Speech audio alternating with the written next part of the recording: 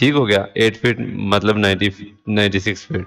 LTJ दोबारा command लगाई, ठीक है, ये 96 लगा हुआ है, ठीक है, 96 लगा दिया। उसके बाद यहाँ पे लैंडिंग की विड्थ दे दी मैंने, लैंडिंग की विड्थ दे दी कितनी, 42 इंच। ट्रेड ट्रेड की विड्थ कितनी दे दी, वो भी 42 इंच। ठीक हो गया। स्टेयर वेल बीच में कितना चाहिए, अब 96 फीट है तो 3.5 फुट की अगर मैं सीढ़ी डालूंगा तो स्टेयर वेल बीच में बचेगा 12 इंच, वो मैंने यहाँ पे 12 इंच दे दिया।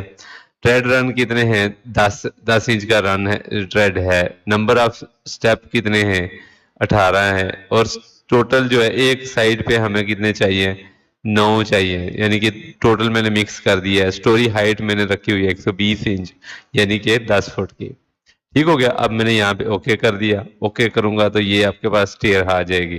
ठीक है, यहाँ पे मैंने रोटेट किया, रोटेट करके इसको यहाँ से यहाँ लगा दिया और यहाँ